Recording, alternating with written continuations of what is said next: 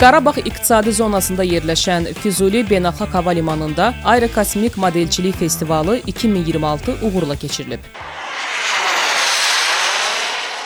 Festival Gənclər və İdman Nazirliyi, Prezident yanında Vətəndaşlara Xidmət və Sosial İnnovasiyalar üzrə Dövlət Agentliyinin İnnovasiyalar Mərkəzi, Milli Aviasiya Akademiyası və Yeni Texnologiyaların İnkişafına Dəstək İctimai Birliyinin birgə təşkilatçılığı ilə baş tutub. Tədbirin əsas məqsədi ölkəmizdə raket və peyk modelçiliyinin inkişafına, gənclərdə innovativ düşüncə tərzinin formalaşdırılmasına, texniki yaradıcılığın təşviqinə və sağlam həyat tərzinin təbliğinə dəstək vermək olub. Festivalın açılış mərasimində Ağdam, Füzuli və Xocavənd rayonlarında Prezidentin xüsusi nümayəndəsinin müavini Eldar Seyidov, Gənclər və İdman naziri Fərid Qayıbov, Dövlət Agentliyinin İnnovasiyalar Mərkəzinin direktoru Vüsal Rüstəmov və ilk türk astronavtı Alper Gezerarcı çıxış edərək aerokosmik sahənin inkişaf perspektivləri, gənclərin innovativ düşüncəsinin təşviqi və festivalın elmi-texniki yaradıcılığın inkişafına verdiyi töhfədən bəhs olunub.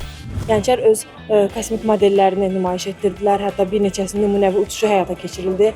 Onu qeyd edək ki, beynəlxalq arenada bu istiqamətdə bir çox yarışlar var. Hədəfimiz gənclərimizi hazırlayaraq həmin yarışlarda Azərbaycan bayrağını daha yüksəklərdə dalğandırmaqlarına şərait yaratmaqdır. Füzuli'de işgalden kurtarılmış Azerbaycan topraklarının simge şehrinde Aerokosmik Roket Modelciliği Festivali'ni hep birlikte katılımcı arkadaşlarımızla birlikte kutluyoruz. Gelecekte bugüne kadar ithal vaziyette başka diyarlardan buraya transfer edilmiş teknolojilerin bu kardeşlerimizin elinde şekillendiğini görmek bizler için hakikaten bir mutluluk vesilesi.